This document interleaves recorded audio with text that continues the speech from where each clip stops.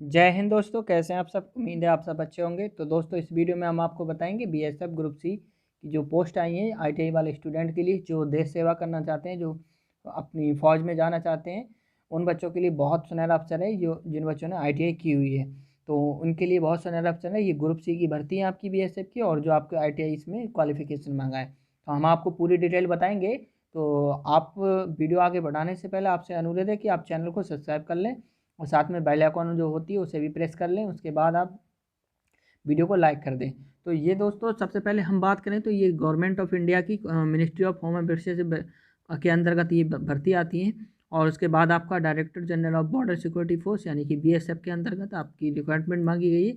और ये देखिए, ग्रुप सी की भर्ती है इंजीनियर्स के लिए, ठीक है, जिसमें आपकी क्वालिफिकेशन आपकी मांगी गई है। अब वो हम डिटेल में भी नीचे डिस्कस करेंगे। सबसे पहले हम देख लेते हैं, ये जो भर्ती होगी वो आपकी ऑनलाइन ऑनलाइन मोड होगी ओनली। और ये जो आपका फॉर्म फिलअप होगा वो भी ऑनलाइन ही होगा आपका। उस तरीके से ये ग्रुप सी की भर्ती है। और इसमें जो दिया है कि जो कैंडिडेट इच्छुक हैं इस भर्ती के लिए, वो उनके लिए क्या है कि मेल या फीमेल हो, इंडियन सिटीजन्स हो। केवल इंडियन सिटीजन ही इसका फॉर्म भर सकते हैं, अदरवाइज आप फॉर्म नहीं भर सकते। तो अब हम नीचे चलते हैं और देखते हैं कितनी पोस्ट, क्या क्या डिटेल इसमें दी हुई है। तो हम नीचे स्क्रॉल करके आते हैं, तो यहाँ पे देखिए आपका पोस्ट पोस्ट बताई गई हैं, और उनसे रिलेटेड किस कैटेगरी में कितनी भर्ती है वो बताया गया है। तो सबसे पहली जो पोस्ट है वो आपकी एएसआई की है, जो एक ही पोस्ट है, जनरल की है। वो उसमें आपका ग्रेड पे इसमें क्या दिया हुआ है, 29,200 से 92,000 रुपये तक इसका ग्रेड पे दिया हुआ है एएसआई का, ठीक है। और क्वालिफिकेशन इसमें नीचे डिटेल दी हुई है, वो हम आगे आपको बताएंगे। उसके बाद आपकी है हेड कांस्टेबल कारपेंटर। तो कारपेंटर की 2 और 4 वैकेंसी, टोटल आपकी 4 हैं। इसमें जनरल की 2 हैं और ओबीसी की 1 है और एसटी की 1 है। इस तरीके से आपकी 4 पोस्ट है कारपेंटर की। उसके बाद आपकी आती है हॉट आपका हेड कांस्टेबल प्लम्बर की 2 जनरल की पोस्ट है। तो इसमें टोटल 2 ही पोस्ट हैं। उसके बाद आता है कांस्टेबल सर्वरमैन, उसमें आपकी 1 जनरल की है और 1 ओबीसी की है। उसके बाद आपकी इसमें 2 पोस्ट टोटल हैं। उसके बाद इस तरीके से आप डिस्प्ले पे देख रहे हैं, कांस्टेबल जनरेटर ऑपरेटर की आपकी 24 टोटल पोस्ट हैं, जिसमें 8 जनरल की और ईडब्ल्यूएस की 2, 6 आपकी ओबीसी की हैं, 7 एससी की हैं, 1 एसटी की है। उसके बाद 2 पोस्ट आपकी एक्स सर्विसमैन की है और 3 पोस्ट आपकी वुमेंस के लिए हैं। रिजर्व है ये 10% रिजर्व कैटेगरी। और इसमें देखिए पे स्केल क्या दिया हुआ है, इसमें 25,500 से 81,100 रुपये तक दिया है। और उसके बाद आपका नीचे आपकी जो पोस्ट है कांस्टेबल जनरेटर मैकेनिक की है। और कांस्टेबल जनरेटर मैकेनिक में आपकी जो पोस्ट है वो 12 तो आपकी जनरल की हैं, 2 आपकी ईडब्ल्यूएस की हैं, 8 ओबीसी की हैं, और आपकी 4 एससी की हैं और 2 एसटी की हैं। तो टोटल 28 पोस्ट है इसमें। दो सीट्स हैं एक्स सर्विसमैन के लिए, और आपकी 4 सीट्स हैं वुमेंस के लिए। और कांस्टेबल लाइनमैन की भी इसी तरीके से टोटल 11 भर्ती है, और 6 जनरल, ईडब्ल्यूएस की 1, ओबीसी की 3 और 1 है आपकी एससी की। तो टोटल और नंबर ऑफ वैकेंसी आपका यहाँ पे दिया हुआ है 72 आपकी पोस्ट है। यहाँ पे आप देख सकते हैं 72 आपकी पोस्ट है। और इस तरह की जनरल की टोटल दी हुई है, इस तरीके से आपको दिया हुआ है। अब हम नीचे चलते हैं, नीचे कुछ देखते हैं यहाँ पे। तो इसमें कुछ नोट्स दिए हुए हैं, इसमें आप देख लीजिए। ये इसमें क्या दिया हुआ है, vacancy are subject to change, यानी कि इंक्रीज या डिक्रीज की जाती है, ये बीएसएफ कर सकता है। ये आपको इतना ध्यान नहीं देना है, ये उस तरीके का। ये नोट नंबर 3 है, जो आपका post are combination purely temporary in nature but likely to be made permanent.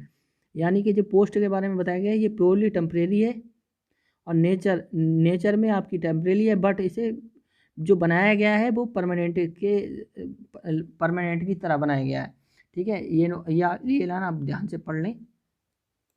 इसका मतलब ये होता है, जो पोस्ट हैं आपकी वो प्योरली टेम्परेरी है नेचर वाइज, और अगर इसे जो बनाने का जो प्रोसेस है वो आपका प्योरली परमानेंट है। उसके बाद हम नीचे चलते हैं। सिटीजनशिप मैंने आपको बताया ही अभी, नेशनल ऑफ आप इंडिया के सिटीजनशिप आपकी होना चाहिए, तभी आप इसमें भर सकते हैं। उसके बाद डिस्क्वालिफिकेशन दिया है आपका, यहाँ पे आप पढ़ सकते हैं इसे। अब हम इसके बाद देखते हैं आपकी एलिजिबिलिटी, ठीक है। एलिजिबिलिटी को देखते हैं, एलिजिबिलिटी में क्या क्या एलिजिबिलिटी इन्होंने मांगी है। सबसे पहला जो ए ऑप्शन है आपका, एज लिमिट। तो एज लिमिट सारी पोस्टों की दी हुई है। तो हम नीचे चलते हैं स्क्रॉल करके। यहाँ पे देखिए आपकी एज लिमिट दी हुई है। ASI के लिए तो आपकी इसमें देखिए 18 से 25, सभी में आपकी 18 से 25 दी हुई है। ये जितनी सारी पोस्ट हैं सारी में 18 से 25 आपकी दी हुई है। आप यहाँ पे देख सकते हैं 18 से 25 सभी में दी हुई है। तो उसके बाद कुछ छूट भी मिलेगी नीचे। छूट का आपका यहाँ पे एज को जो रिलैक्सेशन है यानी कि छूट है वो इस तरीके से दी हुई है। देखिए आप यहाँ देख सकते हैं कैटेगरी यहाँ पे दी हुई है। उसके बाद यहाँ पे एज में जो छूट है वो आपकी दी हुई है। यहाँ पे आप इस तरीके से आप यहाँ देख सकते हैं सब में जो भी छूट है वो आप पढ़ सकते हैं। जैसे कि SC ST की 5 साल की है, OBC की 3 साल की, लाइनमैन एक्स सर्विसमैन की 3 साल की और एक्स सर्विसमैन OBC की 3+6।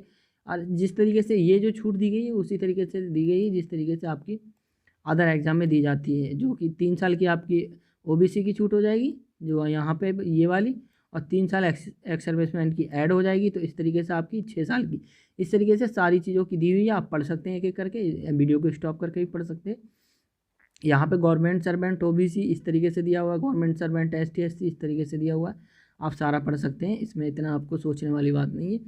उसके बाद आपका नीचे दिया हुआ है, नीचे चलते हैं हम तो एजुकेशन क्वालिफिकेशन। यहाँ पे ये इंपॉर्टेंट फैक्टर आ जाता है एजुकेशन क्वालिफिकेशन का। ये देखिए एजुकेशन क्वालिफिकेशन, इसमें देखिए ASI की पोस्ट के लिए आपको क्या मांगा है, हाई स्कूल पास हो आप किसी भी रजिस्टर्ड बोर्ड से और उसके बाद या यूनिवर्सिटी से। उसके बाद आपको डिप्लोमा होना चाहिए या ड्राफ्टमैन सिविल में, ठीक है, या किसी IT किसी इंडस्ट्रियल ट्रेनिंग इंस्टीट्यूट से, यानी कि ITI इसमें भी मांगा है आपका diploma course in draftsman civil. Draftsman civil के लिए पोस्ट है आपकी ASI की। आपने अगर किसी भी ITI से किया है, इसके अलावा आप अगर डिप्लोमा इन सिविल इंजीनियरिंग किए हुए हैं 3 साल वाला जो डिप्लोमा होता है तब भी आप इसमें फॉर्म डाल सकते हैं। उसके बाद हम नीचे आते हैं, नीचे क्या दिया हुआ जो आपका हेड कांस्टेबल का कारपेंटर का पद है, उसमें आपको हाई स्कूल पास होना चाहिए और ITI सर्टिफिकेट होना चाहिए रिलेटेड ट्रेड से, यानी कि कारपेंटर साहब आपका होना चाहिए ITI सर्टिफिकेट। उसके बाद अगर हम नीचे देखें तो नीचे आपका है प्लम्बर के लिए। तो प्लम्बर में क्या क्या मांगा, हाई स्कूल पास और ITI सर्टिफिकेट होना चाहिए प्लम्बर के लिए। उसके बाद सर्वरमैन के लिए क्या मांगा है, हाई स्कूल पास हो with experience in maintenance of sewerage subject to qualifying the proficiency test in trade. देखिए इसमें एक्सपीरियंस मांगा है, जो आपका सर्वरमैन की जो वैकेंसी है इससे रिलेटेड आपके पास एक्सपीरियंस हो या आपने इससे रिलेटेड कोई ट्रेड पास की हो, ट्रेड टेस्ट पास किया हो। अब उसके बाद कांस्टेबल जनरेटर ऑपरेटर में क्या मांगा है, आपका हाई स्कूल तो पास हो आप किसी, और फिर किसी भी ITI से आपने कोई पास सर्टिफिकेट हो, इसमें किस किस चीज़ का, इलेक्ट्रीशियन का, वायरमैन का या डीजल मोटर मैकेनिक का। इन 3 सर्टिफिकेट में से आपके पास जो भी है आप भर सकते हैं फॉर्म। उसके अलावा नीचे हम देखते हैं, नीचे कांस्टेबल जनरेटर मैकेनिक्स, इसमें भी आपका डीजल या मोटर मैकेनिक्स से ITI का सर्टिफिकेट मांगा। तो हाई स्कूल तो आपको होना चाहिए, हाई स्कूल आपके पास। उसके बाद आपका डीजल मोटर मैकेनिक का आपके पास ITI का सर्टिफिकेट होना चाहिए। उसके बाद आपका लाइनमैन कांस्टेबल लाइनमैन का है, तो इसमें हाई स्कूल पास हो आप और ITI का सर्टिफिकेट हो रिलेटेड ट्रेड, यानी कि इलेक्ट्रीशियन, वायरमैन या लाइनमैन से। उसके बाद नीचे हम कुछ इंपॉर्टेंट देखते हैं, इसमें फिजिकल स्टैंडर्ड पूछा है, आपके फिजिकल स्टैंडर्ड क्या क्या होना चाहिए नीचे हम देखते हैं। सबसे पहले हम यहाँ पे देखते हैं फॉर SI सब इंस्पेक्टर के लिए, असिस्टेंट सब इंस्पेक्टर SI के लिए। तो इसमें देखिए हाइट मांगी 157.5 सेंटीमीटर, ये मेल्स के लिए है। उसके बाद आपकी फीमेल्स के लिए 157 सेंटीमीटर, और ये चेस्ट 80 सेंटीमीटर बिना फैलाए हुए और फुला के 85 सेंटीमीटर होना चाहिए आपका, और फीमेल्स के लिए नॉट एप्लीकेबल है यहाँ पे। और वेट आपका होना चाहिए हाइट के अनुसार जो आपका मेडिकल स्टैंडर्ड में होता है।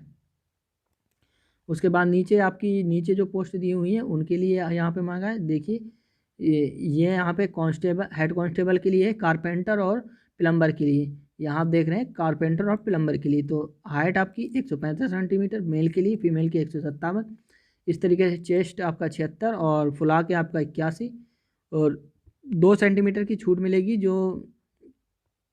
जो 20 साल से कम एज के जो बच्चे स्टूडेंट फॉर्म भरेंगे उनके लिए 2 सेंटीमीटर की छूट मिलेगी इसमें। उसके बाद वेट आपका मेडिकल स्टैंडर्ड के जो एज के अकॉर्डिंग होना चाहिए। उसके बाद थर्ड पे आपका कांस्टेबल जनरेटर ऑपरेटर की और जनरेटर मैकेनिक की। तो इसमें 165 सेंटीमीटर हाइट मांगी है आपकी, 157 सेंटीमीटर फीमेल्स की, और चेस्ट दिया हुआ है, और इसमें भी 2 साल की छूट है। यहाँ देख सकते हैं आपका 72 होना चाहिए, 81 आपका फलाने के बाद होना चाहिए चेस्ट। उसके बाद आपका नीचे और हम देखते हैं वेट आपका यहाँ पे लड़कियों का तो दिया है, यहाँ पे लेस देन 46 kg से कम नहीं होना चाहिए, ये इन्होंने मेंशन कर रखा है। और जो मेल कैंडिडेट है उनका आपका मेडिकल के अकॉर्डिंग होना चाहिए, मेडिकल स्टैंडर्ड के अकॉर्डिंग। उसके बाद आपका आता है मेडिकल स्टैंडर्ड। ठीक है, मेडिकल स्टैंडर्ड में आपकी देखिए इससे ये क्या क्या चेक करेंगे। सबसे पहले आई साइट देखेंगे। आई साइट में आपका बेटर आई N6 या रोज आई N9, इस तरीके से बेटर आई 6/6, इस तरीके से ये आपका कलर विजन या वो नियर विजन और डिस्टेंस विजन देखेंगे।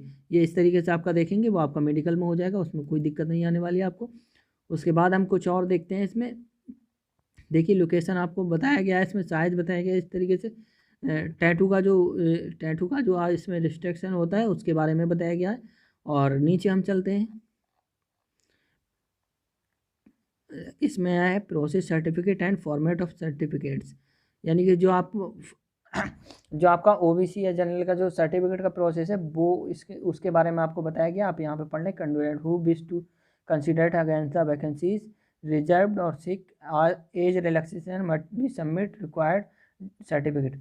यानी कि आप एज में छूट मांगते हैं आपको कास्ट सर्टिफिकेट जमा करना लगाना पड़ेगा। अगर आप एज में छूट चाहते हैं, अगर आप जैसे कि इसमें 25 साल दिया हुआ है, 25 साल से अगर ओवर हैं, आप 26 साल के हैं, तब आपको ओबीसी या जो भी आप जिस भी उससे हैं कैटेगरी से आपको वो सर्टिफिकेट लगाना पड़ेगा।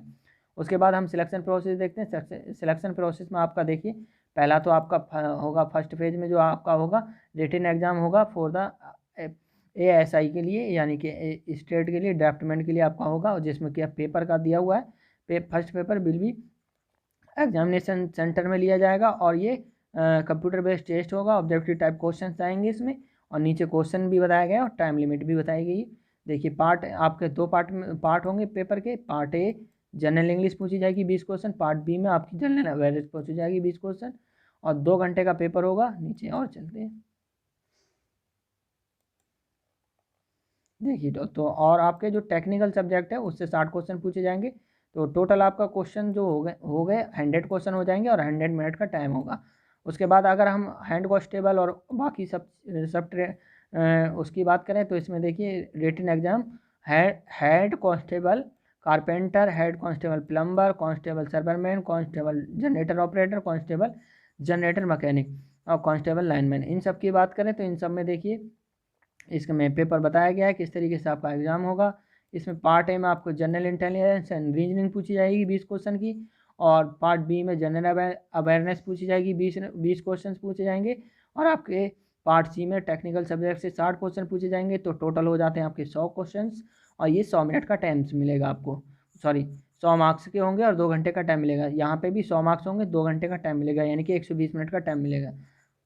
उसके बाद हम देखते हैं क्वालिफाइंग, इसमें क्या दिया हुआ है क्वालिफाइंग के लिए देखते हैं। क्वालिफाइंग देखिए इसमें कैटेगरी वाइज क्वालिफाइंग दिया गया है। जैसे कि आप ओबीसी या ईडब्ल्यूएस या जनरल के हैं तो आपको 45% नंबर लाना है टेस्ट में। उसके बाद एसटी एससी के लिए कैटेगरी के हैं, ये 40% लाना है। तो ज़रूर बताएं वीडियो आपको अच्छी लगी तो वीडियो को लाइक करें, और चैनल पर फर्स्ट टाइम आए हैं तो चैनल को सब्सक्राइब कर दें, साथ में बेल आइकॉन भी दबा दें। तो वीडियो देखने के लिए आपका बहुत बहुत शुक्रिया। मिलते हैं नेक्स्ट वीडियो में, तब तक के लिए जय हिंद।